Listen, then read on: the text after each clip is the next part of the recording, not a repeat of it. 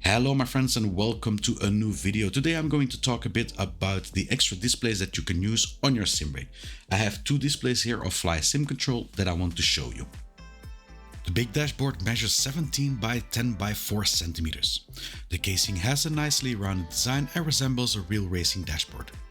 It's a 3D printed enclosure with a very clean carbon style finish. It features a crisp 5-inch screen flanked by two sets of 5 LEDs on each side, along with a 10 LED rev bar on top. Even with my very limited background in 3D printing, I can say this is a particularly well-made piece in terms of both design and material choice. The connection is handled via a fixed USB-A cable. The smaller display measures 7 by 11 by 2 centimeters and has a more functional rectangular design. One interesting detail is the separation on the left side of the screen. While this slightly reduces the usable screen space, in my opinion, it does add to the overall immersion. The build quality is again very solid with a similar carbon style finish. The screen itself is 3.5 inches and connects via an integrated USB-A cable. There is not much technical information available about the panels themselves, but what matters most is that the resolution is sharp enough for its purpose and visibility is very good in different lighting conditions. Both displays can be ordered with optional mounts and installation is straightforward using the supplied brackets. Overall, positioning the hardware is simple and practical. Now I have to say that I am not really a fan of displays on a sim rig. I had the same problem with the little displays that there were in the steering wheels. I just didn't see any added value because I was focusing too hard on the screen itself to look at the steering wheel. And I think it's the same with the dashboards also. A problem that I had with the steering wheel, I use the Moza base here and I have two steering wheels and one of them is the Moza ES steering wheel. It's 27 centimeters in diameter, and when I attached it, it was almost not possible to see the display itself. So it was covered half because you really have a very small space here. So the display, no matter how I positioned it, I just couldn't read it off correctly. Now this is a problem only with smaller wheelbases. If you have a bigger wheelbase like this gigantic Moza TSW steering wheel, well, there you can of course see the display correctly, completely.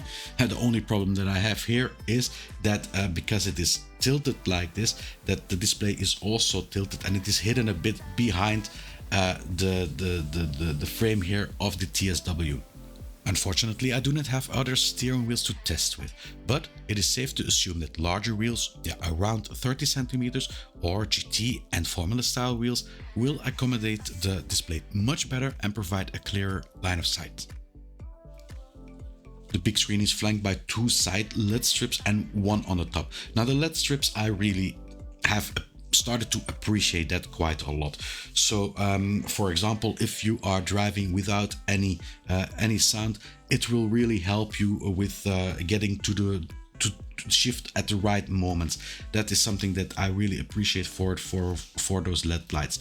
The information that is shown on the display, well, the problem is that when I drive, I have all the information on the dashboard on the screen, and since I am driving very focused on the screen itself, well, I don't need to look at the display. Of course, there are people who prefer the exact opposite approach. They aim for a clean and unobstructed in-game view, and for them, relocating telemetry to an external display can be a big advantage.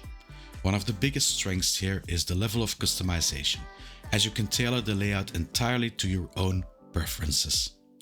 In certain setups, especially in a proper racing position, glancing down at the physical dashboard can feel more natural than looking towards the edges of your monitor.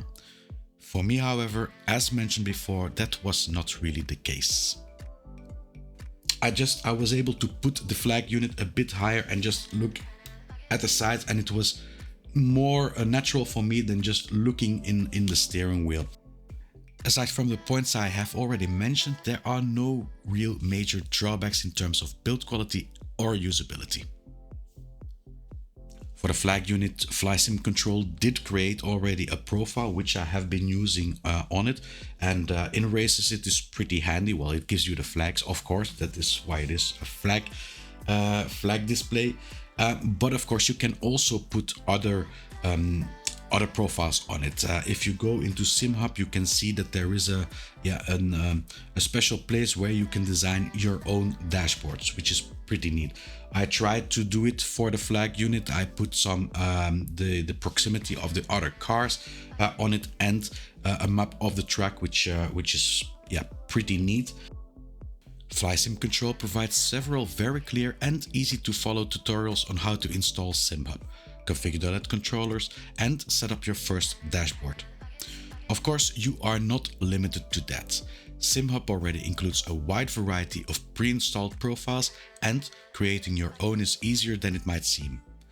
As an example, I added the simple RPM gauge.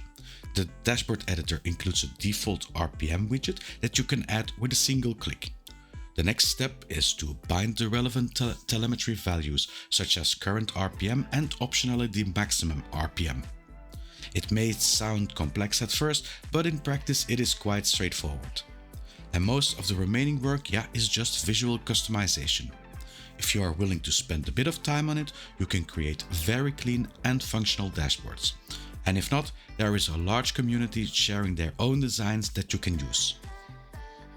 Again, like the button box, these displays are made in Italy, so whenever you buy from a FlySim Control, you are sponsoring a European company. Now, these days it is very important because we are flooded with very cheap, sometimes displays from China, and it is really important to sponsor your own economy. It is the same thing for the US. If you have a US manufacturer, a US enthusiast that makes these screens, buy from them, even if it is like €10, €15 more. I mean, it is worth it to sponsor your own economy. So this is a really important selling point for me, apart from the quality, because they are also very good quality, but just buy from a European manufacturer if you can. Now, in all honesty, the screens themselves are most likely manufactured in China, so part of the production chain is still global. However, my point is more about supporting local businesses where possible. With smaller companies like this, there is often more flexibility and room for customization. If you reach out to FlySim Control with a specific request, such as materials or design tweaks, there is a good chance that they will explore what is possible. This is quite different from larger products like wheelbases or cockpits, where small manufacturers often cannot compete with large-scale production. FlySim Control also offers you a reduction of €10 if you use N5X-10 on the checkout page. So did this review change my opinion of screens in a sim rig? I would say a bit. I really like the flag unit, a very small screen that I can put really high up here and put some useful data on it. I think this one is really nice to have, especially also when I drive in other simulators, not race related. It is good to have this.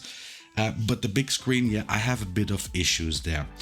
Yes, there are the LED strips that I really like, which really help with racing. But for the rest, it has not been that how should I put it, that useful for me.